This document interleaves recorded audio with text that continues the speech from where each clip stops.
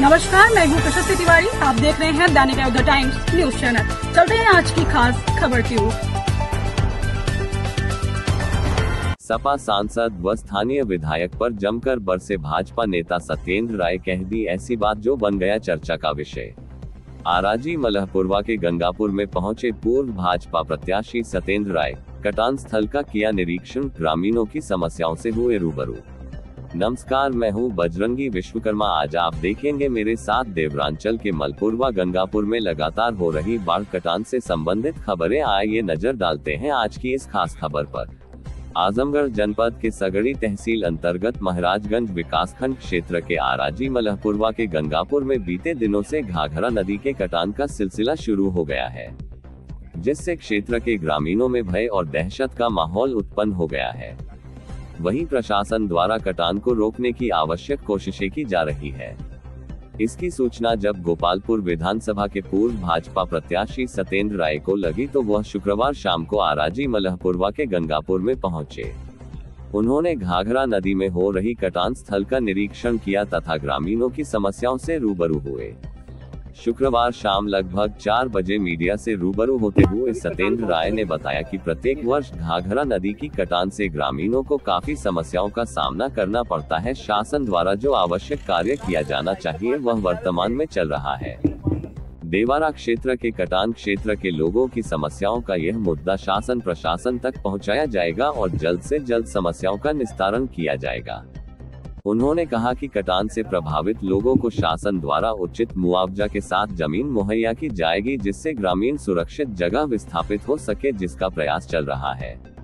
प्रभावित लोगों की सूची तैयार करके शासन प्रशासन तक ले जाऊंगा, जिससे इन पीड़ितों को समस्याओं से जल्द निजात दिलाया जा सके। आइए सुनते हैं आपको भाजपा नेता सत्येंद्र राय ने क्या कुछ कहा देवारा वासियों व जनप्रतिनिधियों के लिए। यहाँ जो घाघरा जी का कटान बहुत तेजी से हो रहा है, इसकी सूचना मिलने पर इसके पहले भी आए थे और चूंकि हम 2022 में यहाँ से भारतीय जनता पार्टी से मैं उम्मीदवार रहा हूँ, चुनाव लड़ा था, तो मेरी नैतिक जिम्मेदारी है और मेरा कर्तव्य भी है कि इस घड़ी में यहाँ की जनता जनार्दन के साथ मैं खड़ा हूँ। और चूंकि मेरा काम है कि उच्च अधिकारियों को इससे अवगत कराना, और यहाँ पर बाढ़खंड के भी अधिकारी हैं, संयोग से बीडीओ साहब भी आए हुए हैं, कानिगो साहब हैं, लेखपाल साहब हैं, और इनके पुनर्वास के लिए जो है जिन लोगों की सूची बनना है वो सही तरीके से बन रही है कि नहीं, उसका भी हम लोगों ने निरीक्षण किया है। और सही तरीके से इसमें जो कटान को रोकने के लिए व्यवस्था जो बनाई जा रही है उसमें और क्या किया जा सकता है, इसके बारे में भी यहाँ पर वार्ता किया गया है। और उसमें यही समझ में आया है कि 20-20, 25-25 बोरियों को एक साथ जाल में अगर बना करके अगर डाला जाएगा तो शायद संभव है कि कुछ हद तक इसको हम रोकने में कामयाब हो पाएंगे। सर, हम लोग इस गांव में आए जी तो कुछ जनता दबी जुबान में कह रही कि चुनाव आ गया है, तमाम लोग नेता लोग आ रहे हैं, जैसे रोड या ये भाजपा के नीरव जी बनवाए, उसके बाद जो है सपा के लोग कुछ लोग आकर अपना वर्चस्व बना रहे हैं, अन्य पार्टियों के लोग वर्चस्व बना रहे हैं, तमाम नेता लोग आएंगे। इस संबंध में क्या कहना, कहीं आपके जाने के बाद भी तो नहीं सोचेंगे लोग? नहीं, ऐसा नहीं है। तमाम नेता कौन आते हैं, कौन दूसरी पार्टी के लोग हैं, और यह देवारा क्षेत्र कितना पिछड़ा हुआ था, जबकि आप लोग जानते हैं कि यहाँ पर भारतीय जनता पार्टी का कभी प्रतिनिधित्व नहीं रहा है। और यहाँ बरसों बाद यहाँ से लगातार आदरणीय मुलायम सिंह, स्वर्गीय मुलायम सिंह यादव जी सांसद रहे। उसके बाद सपा के राष्ट्रीय अध्यक्ष माननीय अखिलेश यादव जी यहाँ से सांसद रहे। इसके बाद उन्हीं के परिवार के उनके भाई माननीय धर्मेंद्र यादव जी यहाँ से सांसद हैं। और 2017 से लगातार यहाँ से नफीस अहमद विधायक है। भारतीय जनता पार्टी का कोई भी प्रतिनिधित्व नहीं रहा है। उसके बावजूद बीच में जब माननीय अखिलेश यादव जी से सीट रिक्त हुई थी और उस चुनाव में, जो कि 2 साल के लिए हुआ था, मध्यावधि उपचुनाव हुआ था, उस चुनाव में यहाँ की जनता ने एक निर्णय लिया और भारतीय जनता पार्टी के पक्ष में पूज्य योगी आदित्यनाथ महाराज जी के और हमारे देश के यशस्वी प्रधानमंत्री जी के साथ देते हुए यहाँ से हमारे लोकप्रिय उम्मीदवार दिनेश लाल यादव नीरव जी को सांसद बना करके भेजने का काम किया। आप लोगों ने देखा होगा कि 2 साल के कम समय में देवारा में आज तक ऐसी सड़कें आज़ादी के बाद से आज तक बनी नहीं थी। इस तरह का विकास देवारा में आज तक कभी हुआ नहीं था।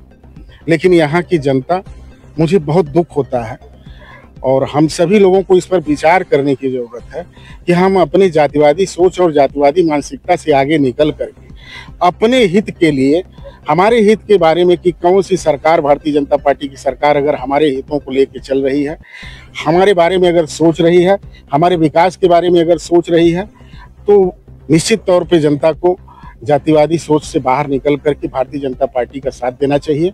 क्योंकि आज़ादी के इतने दिनों बाद अगर सांसद दिनेश लाल यादव निरहू जी सांसद हुए तो उनके नेतृत्व में आपने देखा हुआ कि कितना विकास इस गोपालपुर विधानसभा और खास करके इस देवरा क्षेत्र में हुआ, पूरे आजमगढ़ में हुआ। चाहे वो महाराजा सुहेलदेव विश्वविद्यालय देने का काम हुआ हो, चाहे संगीत महाविद्यालय देने का काम हुआ हो, चाहे रोडों का, एक्सप्रेसवे का, 4 लेन का पूरी कनेक्टिविटी के साथ पूरे प्रदेश से, पूरे हिंदुस्तान से आजमगढ़ को जोड़ने का काम हुआ हो। यह भारतीय जनता पार्टी, यहाँ से कोई सांसद न रहने के बावजूद, कोई विधायक न रहने के बावजूद, जिला पंचायत अध्यक्ष न रहने के बावजूद, भारतीय जनता पार्टी के हमारे प्रदेश के मुखिया माननीय योगी आदित्यनाथ जी ने बिना कोई भेदभाव करते हुए, आदरणीय प्रधानमंत्री जी ने बिना कोई भेदभाव करते हुए आजमगढ़ को इतनी सौगातें देने का काम किया, जबकि यहाँ से हमारा कोई भी प्रतिनिधित्व नहीं है। और आपने जो कहा है, अभी उस बात पे मैं आता हूँ। अभी टोपी पहन करके और फिर से जनता को टोपी पहनाने वाले बहुत लोग आएंगे। चुनाव नजदीक आ रहा है, लगातार आप सांसद रहे, लगातार आप विधायक रहे, क्या आपको ये समस्याएं आज तक नहीं दिखी? हम लोग तो अभी, मैं तो किसी पद पर भी नहीं हूँ, मैं संघर्ष कर रहा हूँ जनता के लिए और संघर्ष अंतिम तक करूंगा जनता के लिए। और जनता को ये समझाने में भी सफल रहूंगा कि जातिवादी से बाहर निकलिए और अपने बारे में सोचिए, अपने क्षेत्र के विकास के बारे में सोचिए, अपने जनपद के विकास के बारे में सोचिए और साथ आइए, मिलजुल करके एक नया आयाम तैयार करेंगे। आपने माननीय मुलायम सिंह यादव से लेकर के राष्ट्रीय अध्यक्ष माननीय अखिलेश यादव से लेकर धर्मेंद्र यादव और लगातार यहाँ से नफीस को विधायक बना करके आपने देख लिया कि कितना परिवर्तन हुआ। मैं अगली बार की बात कर रहा हूँ कि चुनाव में बहुत समय है और भारतीय जनता पार्टी का कार्यकर्ता, यहाँ पर बहुत सारे लोग भारतीय जनता पार्टी के जिम्मेदार कार्यकर्ता हैं, सम्मानित नागरिक हैं, सारे लोग आज की डेट में, आज की तारीख में हमेशा रहने का काम करते हैं, 12 महीने रहने का काम करते हैं। चुनाव जब आता है नजदीक, तब अन्य दल वाले आप लोगों को मिलते होंगे। हमारे दल भारतीय जनता पार्टी की एक कारस्तानी नहीं है, वो हमेशा जनता के सुख दुख में हमेशा साथ रहते हैं। सर, स्थानीय विधायक आरोप लगाते हैं कि हमारी सरकार नहीं है और एक तरफ कहते हैं कि मैं इस समय वकील का काम कर रहा हूँ, जब हमारी सरकार आएगी तब उसके बाद विकास देखिएगा, एक तरफा से चौतरफा विकास नजर आएगा। अच्छा, सरकार नहीं है तो इस्तीफा दे दें। अगर काम नहीं कर पा रहे हैं तो काम जो है जनता का जब नहीं होगा तो इस्तीफा दे दें। अगर ये बहाना करते हैं और विधानसभा के हर गेट पर, हर मार्ग पर वो जो बड़े बड़े जो बोर्ड लगे हुए हैं स्वागत और ये समाजवादी पार्टी का, वो किसके निधि से लगे? यही उनका विकास है। गांव में 100 मीटर रोड आप गरीब के दरवाजे तक नहीं बनवाने देंगे, उसके लिए आपके पास निधि का पैसा नहीं है। और अपने निधि के पैसे से गोपालपुर विधानसभा के चारों तरफ बॉर्डर पर जितने भी बड़े बड़े बोर्ड लगे हैं, उसमें जो राष्ट्रीय अध्यक्ष जी के उनके साथ और विधायक के साथ जो फोटो लगी है, वो जो बोर्ड लगा है लोहे का, और उतना खर्चीला बोर्ड लगभग वो 20-30 लाख रुपए का आता है, उतने में एक गांव में कम से कम 3-4 रोड जिससे गरीबों के दरवाजे पर जाने का जो है रास्ता बन पाएगा। अच्छा भैया, जैसा कि स्थानीय विधायक का एक और आरोप था कि हमने ही विकास किया है और उसके बाद जब भी इनकी सरकार आती है तभी केवल जुमलाबाजी होती है। अच्छा, ये बात तो आप लोग घूम रहे हैं। जुमलेबाजी कौन सा विकास किए हैं? देवारा जैसे पहले था वैसे ही आज भी है। हाँ, हुआ 1.5 साल के कम समय में, जब हमारे लोकप्रिय सांसद निरहुआ जी यहाँ से चुनाव जीते थे और भारतीय जनता पार्टी और हमारे मुखिया ने यहाँ पूरे देवारा को जो है एक करने के लिए इतनी चौड़ी चौड़ी और इतनी शीशे की तरह सड़कें बना करके दिया है। क्या वैसा भी काम कभी इन्होंने किया? कोई भी एक सड़क का नाम बता दें जो इनके कार्यकाल में या जब समाजवादी पार्टी की सरकार रही 2012 से 2017 के बीच में, उस टाइम में एक रोड का नाम बता दें जो देवारा में इन्होंने बनाने का काम किया।